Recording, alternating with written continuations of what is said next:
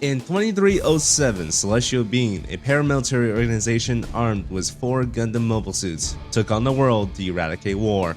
The GN002 Gundam Dynames, piloted by the charming Lock-On Stratos, was one of the 4 third-generation Gundam suits Aeolia Schulenberg entrusted the future with.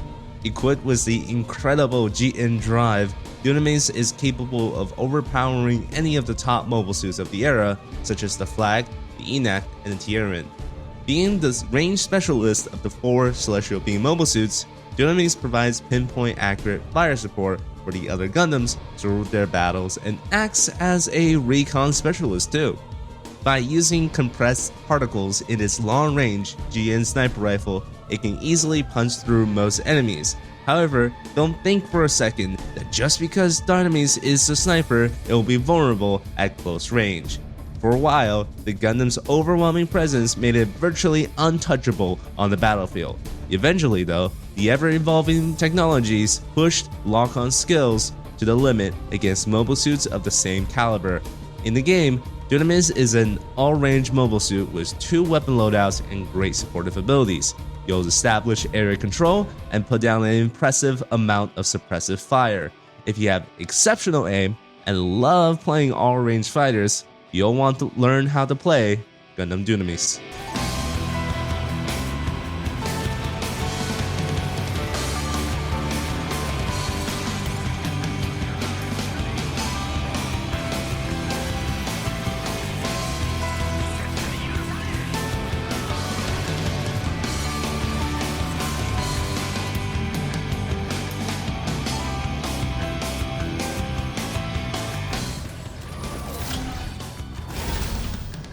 Keep in mind that all stats presented in this video are subject to change, however they will always be updated on the Gundam Evolution database website. Gundam Dynames is a low health mobile suit at 800 HP, but with the GN Sniper deployed, Dynames has a 300 health shield. This shield effectively makes Dynames a 1100 HP unit when sniping.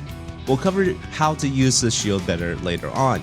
Another quirk is that Dynames gains an additional dash bar when switching to the GN pistols. This switches the dash type from long to short, but also gives you more dashes to work with, allowing you to maneuver easier.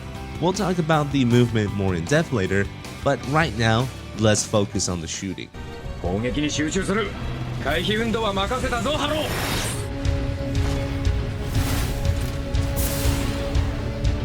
Okay. We first see the GN Sniper used as early as episode 1 of the 00 series. Dynames is fully capable of destroying mobile suits at extreme ranges thanks to the Dynames' excellent range fighters, but Lock-On is going soft on the AU pilots by only shooting their wings. As a primary tool of the Dynames in-game, the GN Sniper serves as a good mid to long range weapon to consistently stab at enemies. The stats are on screen now. A couple of key points of the GN Sniper is that it does 340 damage to the body and 680 damage to the head, which means you're not able to kill any unit with just 1 headshot. The rule of thumb is that you'll need at least 3 body shots to kill any unit, and headshots count for 2 body shots. To supplement the kill requirement, the GN Sniper has a pretty good fire rate and a large magazine. When using the sniper mode, the previously mentioned shield deploys as well. There's an additional benefit with the shield acting as a one-shot kill blocker. If you didn't know, the last damaging effect to break a shield won't carry over the damage. So if a GN Sniper 2 fights a Dynames, it will first have to strip the shield with a body shot before going for the headshot kill. This makes it so that the Dynames and the GN Sniper duels are equal, since both units needs 1 shot and 1 headshot to kill. However, unlike other shield units, Dynames' shield has no recharge delay, so after being broken, it will continuously recharge until full. This makes Dynames very good at sustained fights. If opponents manage to slip through the scope of your rifle though, you can always switch to the old reliables.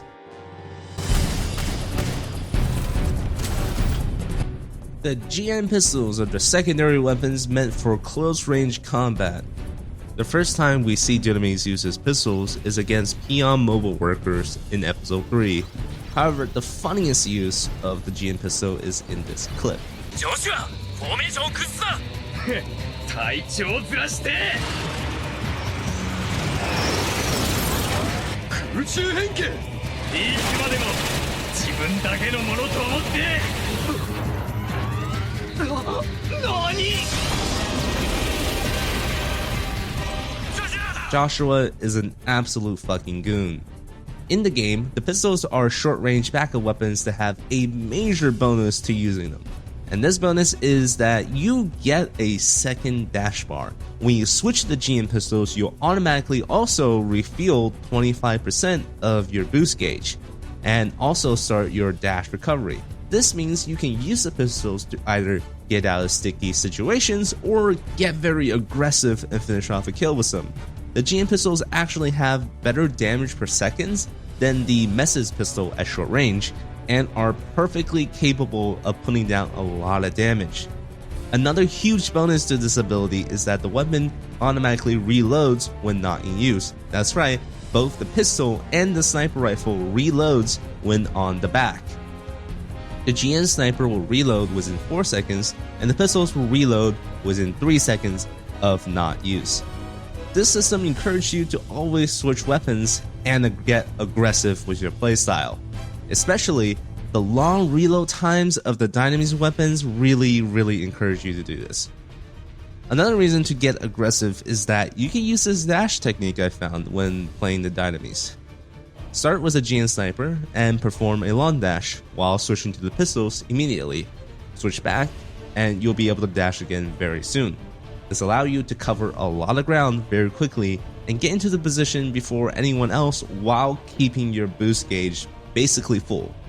Mastering the weapon switching separates a goon from lock-on straddles.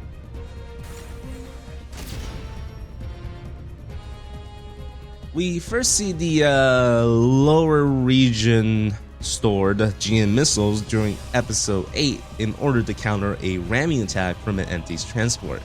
The biggest thing to note here is that the in-game effect does not implode the mobile suit from the inside out. While that would have been very cool, the GN pistol only pulls enemy to the center of the AoE. The missiles can attach to the ground, to the walls, and to the ceiling after a short delay.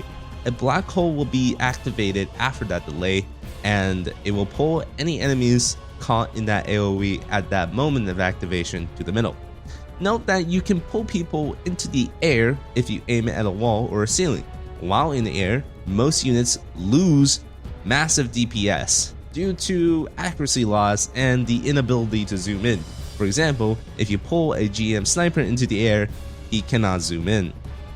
One of the most important skills to learn while using the GM missiles is that you need to land that headshot while the black hole effect holds them for that split second.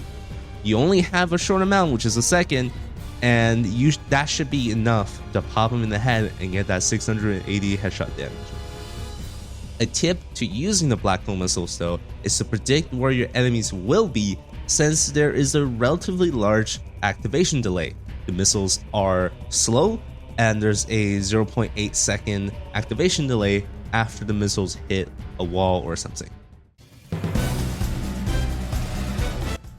Yes, in the titular episode 25.5 of Double Season 1, lock-on straddles came back from the dead because the GN recovery gun. Yeah, no. While canon-wise, this weapon doesn't quote-unquote exist, in-game it allows you to perform ranged recoveries from a sniping position. This is an incredible and very important ability for the sniper to have because of their role of picking off single opponents to gain a numeric advantage.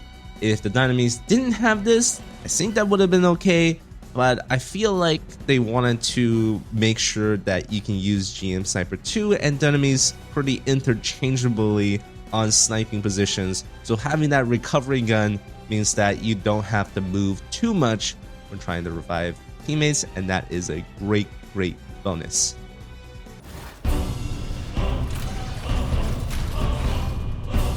You know what's interesting? Dynames doesn't actually ever use Trans Am with the GN Sniper in the first season of 00. Lock-On never had a chance to use Trans Am due to his injuries while protecting Tyria from a beam saber.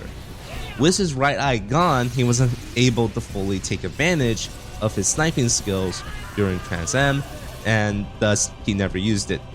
The closest thing we ever got in the anime was the GM Sniper being used as a sub-stratospheric altitude gun. Gundam Meister は一人じゃない。何？さすがだ。ロックオンストラトス。GM 粒子高濃度圧縮中。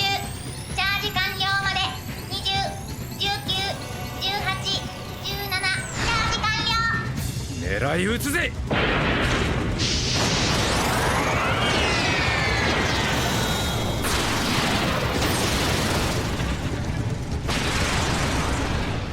This bulky attachment allows the Dynames to fire a mega beam into space, but requires some charging time. In game, Trans Am is used in a very similar way. Dynames will enter a state with the chargeable primary weapon, and you'll be able to fire fully charged beams with a relatively large delay of 1.2 seconds. So this point charge threshold for the Trans Am is only 6,000 points, which is the lowest threshold in the game. And it does quite a lot of damage too. A fully charged Trans Am shot is 900 damage, which is currently enough to one-shot many units in the game, such as the Ashamar, Messes, GM, Sniper 2, Hyperion, Zaku 2 Range, Exia, and if you're lucky, you could probably get other units if they have chip damage, and 900 damage per shot is nothing to scoff at, especially when it is a body shot. Even if you can't one-shot enemies, it's important to keep firing as frequently as you can. In Trans Am, the enemies cannot reload and only gets 16 seconds to do damage, which means you have 16 seconds to get out 10 shots. For reference, this Trans Am mode is 2 seconds more than Exia's Trans Am timing, which is 14 seconds. A big tip of using the Dynames Trans Am is that don't wait for the perfect shot. Aim for the body and do as much damage as you can. You don't get any headshot modifiers with this. You only get 16 seconds and you can't afford to waste time looking around for that perfect one-shot capability. Spam it, do damage on the tank. People will love you for this. Also be aware that you cannot switch to the GN pistols, but you can use the GN missiles. And using those black hole missiles is a very important part of maximizing your Trans Am value. Now, with all the abilities covered, let's lock on and fire with some battle tips.